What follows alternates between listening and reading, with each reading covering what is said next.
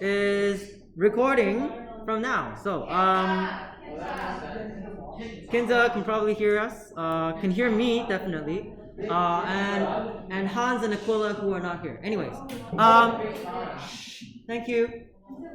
So the first lesson, and for Kinza, Aquila, and Hans who are not here, please do the quiz part first before going through the solutions. Thank you. So the first question is, it says a 5-letter password. So we are looking for 1, 2, 3, 4, 5. These are 5 different combinations, permutations, and we need to multiply together. So the first letter, how many possibilities do we have in the alphabet? 26. So that's going to be 26. And then once you've chosen a letter, you cannot choose the same letter again. You cannot repeat it. So the next one will be 25, and then 24, then 23, then 22. You have to multiply them all together. Then you can use a calculator, 26 times 25 times 24 times 23 times 22. You would get 7, 8, 9, 3, 6, 0, 0. 7.8 million permutations. Okay? So this is question 1. Question 2. Guys, can we please keep quiet? Thank you. I don't want to shout because I'm getting a little bit dizzy because of these masks. And if I have to shout over it, then that's going to make me even more dizzy. So please be a little bit considerate for me. Okay? It does help if I can keep my voice down. So question 2, it says, you are making a floral arrangement and you choose to only use 3 different types of flowers from the 6 types of flowers available. How many ways can you choose 3 different types of flowers? So you're just choosing 3 flowers. It doesn't say what order. So is this going to be a permutation or a combination? Anyone? Samuel? Thinking? You're choosing 3 flowers from 6 types. Combination. So first of all, this is a combination. Okay? Which means that how many different ways can we choose the 3 types? If you remember from the notes, we're choosing 3 flowers, right? Which means that it's going to be 3 at the top. How many flowers can we choose for the first one? 6. So it's going to be 6, and then 5, and then 4. For combination, I hope you remember, we have to divide it by the number of ways in which we can arrange the 3 flowers, because we don't care about the arrangement. So the bottom will be 3 times 2 times 1. So once you multiply them together, we can cancel out things, of course. 2 and the 4 can cancel out. 3 and the 6 can cancel out. So we're left with 2 times 5 times 2, which is 20 different ways. So 20 ways. Did we get that? Yeah. Question 3. The estimated distribution of the US population in 2010 is shown in the table. Find the probability that a randomly chosen person is in the age group 15 to 19 or in the age group of 60 and over. So if it's or, we don't care whether it's 15 to 19 or 60 and above, as long as we get one of those. So we need to add the probability of those two together. So probability of 15 to 19 or 60 plus is going to be probability of 15 to 19 plus the probability of 60 plus. You just add those two together. And so the probability of 15 to 19 is 6.9% plus 60 plus will be 18.4%.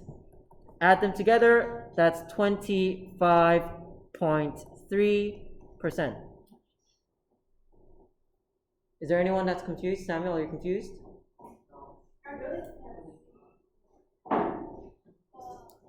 then you might need to update your glasses prescriptions. You may sit there if you want. That's fine. Question 4.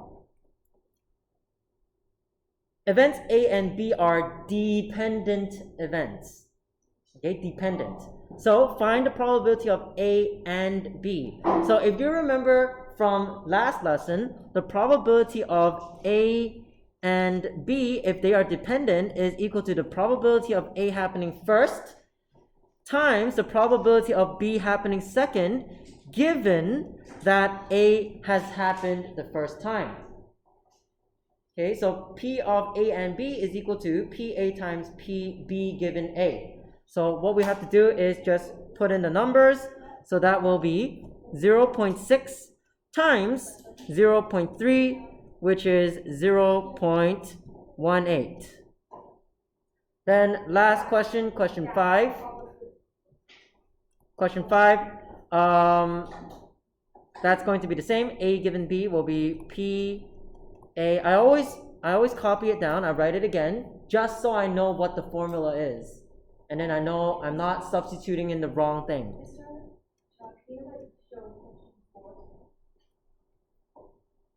Four. It just says A and B are dependent. Find A and B. Probability of A and B. Okay, so this is the dependent events lesson that we had last lesson. And so that will be 0.11 times 0.45. You can use your calculator for this. That is 0.0495. Okay, so these are the answers for the first 5 questions. Any problems so far?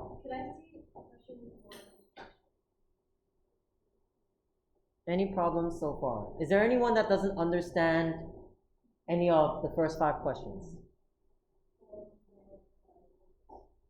Are we okay? Fine?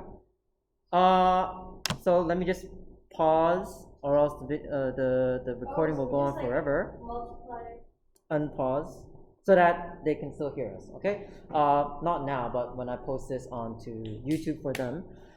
So for question 1 of the problem solving, it says the circle graph shows the results, and we want to find the probability in A that a randomly selected student gets homework help from a friend or a teacher. Friend is 14%, teacher is 10%. So the probability of friend or teacher is equal to the probability of friend plus the probability of teacher. Because it's or, we're just adding them together, which means it is going to be 14% plus 10%, which is 24%. So that's 1A. Then 1B, what is the probability that a randomly selected student gets homework help from a friend, teacher, or relative? So we just add it together. Probability of friend or relative, or friend or teacher or relative is the probability of friend plus the probability of teacher plus the probability of relative. Add them all together. 14% plus 10% plus relative, which is 48%. That's going to be 72%. Daniel, did you know how to do all of this already? Then should you be paying attention and listening? Thank you. Thank you. I would appreciate it if we kept quiet and we actually listened and check your own answers. Okay? Part C, there are 628 students at your school. Estimate how many do not get homework help from a friend, teacher, or relative. Now, this is a little bit of the, what's it called again? 2 events that add up to 1. Forgot the name. They are complementary events. Complementary. And so it's either they get help from a friend, teacher, or relative, or they do not get help from a friend, teacher, or relative. We've calculated the probability in B, that was 72, and so the probability first, probability of not help from friend or teacher or relative is equal to 1 minus 72%, which is 28%. Okay, so there are 28% students who do not get help from a friend or a teacher or a relative. Now we need to project that onto 628 students. So we're going to do 628, multiply that by 28%, or you can do times 0.28. That's going to be 175.84. Of course, we cannot have 0.8 of a student. We're going to round that up. So that's approximately 176 students. But it's 176.4. Hmm? Except the 176.4. 628 students, multiply that by 28%. So once you apply it, there is 175.84. That rounds up to 176. Is there a problem? Yes, it's your calculation problem. We skipped question 2. We're going to go to question 3. So question 3 over here. There are 23 entries at a science fair. A judge awards ribbons to the first, second, and third place winners. So find the number of ways the judge can award the ribbons. Should you use a permutation or a combination? So first of all, is this a permutation or a combination for awarding the first place, second place, and the third place? Permutation. Permutation. Does the order matter if you get first, second, or third? Yes. Yes, that's why it's a permutation. So A is permutation. Then for part B, how are we going to award the first place, second place, and third place? So there are 3 awards over here. How many choices for the first place? 23. So it can be 23 times 22 times 21, multiply them together, then you will get 10,626 different ways. Then for part C, how will a change in the number of entries affect the number of ways the judge can award ribbons? How does the change of number of entries? So if there's more people, then it's going to be more ways. If there's less people, then less ways. That's it, right? So more people will result in more ways, and then less people will result in less ways. Because that first number and the second number and the third number, that will change. More people, bigger number, bigger number, bigger number. Less people, smaller number, smaller number, smaller number. Okay? Question 4. Explain why you cannot use the expression 4 times 3 times 2 times 1 to find the number of different arrangement of the letters of the words Ohio. So, first of all, in terms of Ohio, how many different letters are there? 4. Well, there's a repeat of O. There's a repeat of O. So, if we think about it in Scrabble, like if you have 2 O's, I can arrange the first piece here and the second piece at the back, or I can swap them. They're actually the same.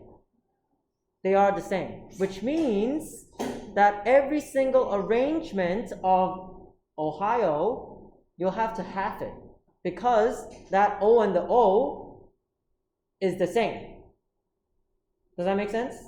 So whether I put O at the front and O at the back, and O at the front and the other O at the back, they are the same. So we'll have to divide it by 2. So we cannot just use 4 times 3 times 2 times 1 because that will double count the double O's. So 4 times 3 times 2 times 1 will double count the 2 O's. Does that make sense? Do you guys understand what that means? OHIO, Ohio. It will double count the 2 O's.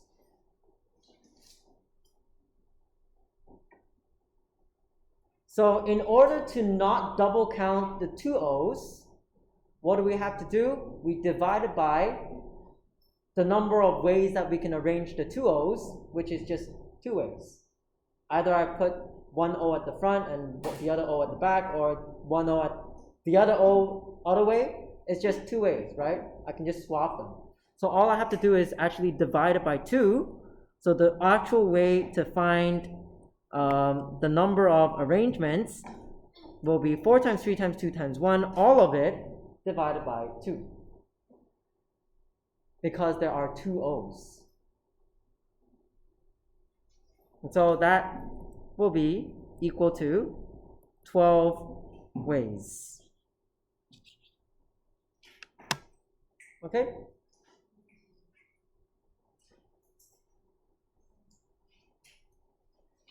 So our lesson ends at 3:45. There's still like 2 minutes left.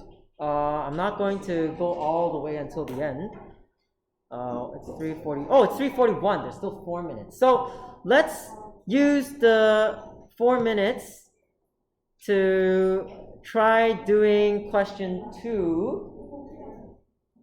And then we'll just end our lesson when it's 3:45.